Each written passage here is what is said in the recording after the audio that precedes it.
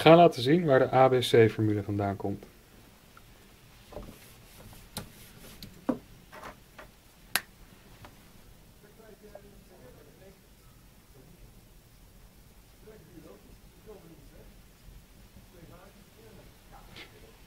Die herken je als je met de ABC-formule hebt gewerkt.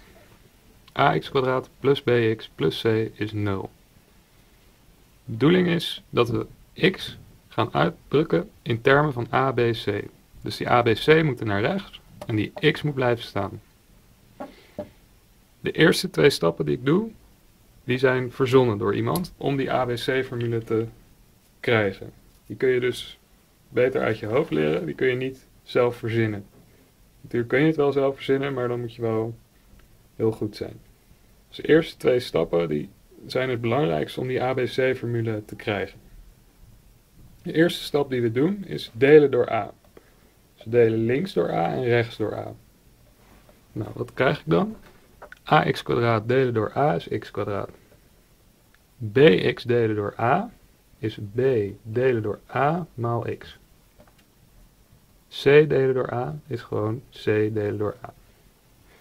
0 delen door a blijft 0. Deze vergelijking is hetzelfde als deze vergelijking.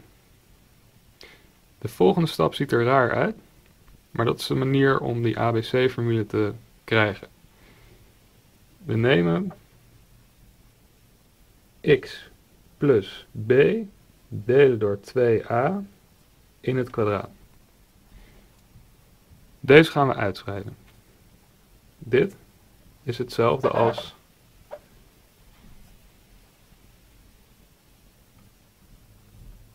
dit.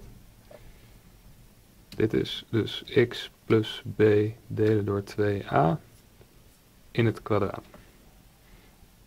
Oké, we gaan deze in termen uitschrijven, dus we halen de haakjes weg. X maal x is x². Die maal die, plus die maal die.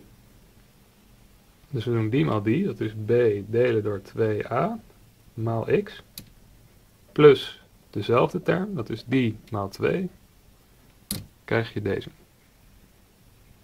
Plus die maal die, dat is die in deze term in het kwadraat, b² delen door 4a².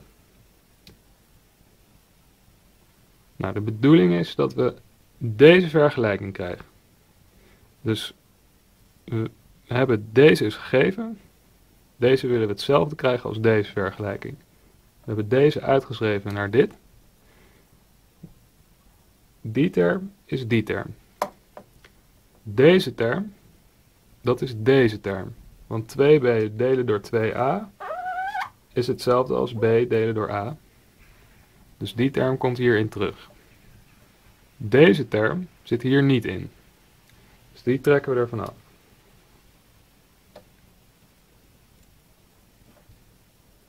Nu is die term weg. Die term komt hier niet in voor, dus die tellen we erbij op. Hier staat nu hetzelfde als hier. Dan zetten we er is 0 achter. Dan is deze vergelijking precies hetzelfde als deze vergelijking. De volgende stap is om die weer terug te zetten. Dus we hadden x plus b delen door 2a in het kwadraat. Dat is dit deel. En dan zetten we die weer terug. Min b² delen door 4a² plus c delen door a is 0. Dan hebben we die weer toegevoegd. Deze vergelijking is dus nu hetzelfde als deze vergelijking. En daar hadden we deze voor nodig. Dus we delen eerst door a. Dan kijken we naar dit. Dat is dit. Wat we hier hadden uitgeschreven. Dan kijken we hier naar welke termen we missen. Die hebben we toegevoegd of ervan afgehaald. De volgende stap is om deze naar rechts te krijgen. En dat doen we omdat we die x willen we links krijgen. En die a, b, c willen we allemaal naar rechts verhuizen.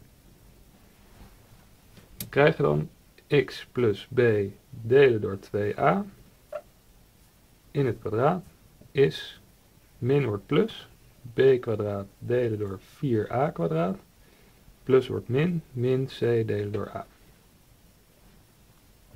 Deze vergelijking is nog steeds hetzelfde als deze vergelijking. Volgende stap, ik ga even vegen.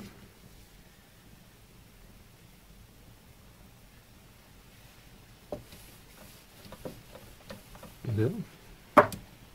Houden dit dus over. De volgende stap is om deze aan elkaar gelijk te maken. En dat doen we door links en rechts te vermenigvuldigen met 4a. Dus ik heb dit, x plus b delen door 2a in het kwadraat. Dat is deze term, b kwadraat delen door 4a kwadraat.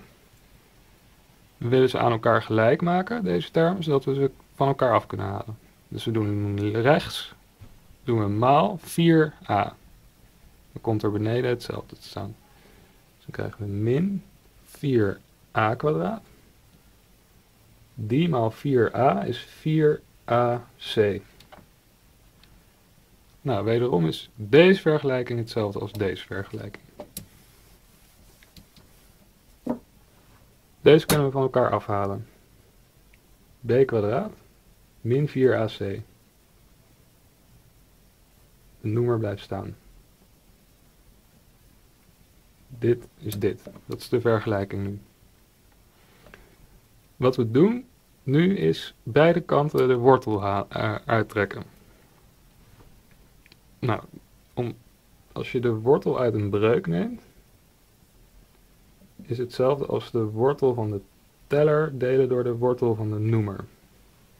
Dit gebruiken we om hier de wortel uit te nemen. Hier nemen we de wortel uit.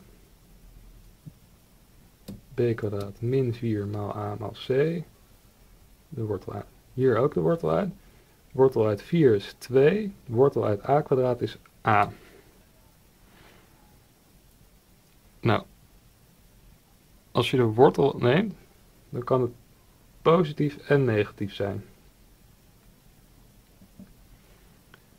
Daar komt die plus min vandaan. Dus we nemen hier de wortel uit. Wat er onder de wortel staat, kan positief zijn of negatief. Als je hier de wortel uitneemt, dan gaat de kwadraat weg. Het kwadraat gaat weg en dan hou je dit over. De volgende stap is om die naar de andere kant te halen. Dan hebben we die x dus links gezet en alle a, b, c rechts gezet van het is-teken. Die naar de andere kant, dan wordt die negatief. Ik zet min b neer. Die tellers zijn hetzelfde. Dus we kunnen ze direct bij elkaar zetten. Die 2a blijft staan, de noemer. Die b hebben we hier gezet. Dit deel blijft ook staan.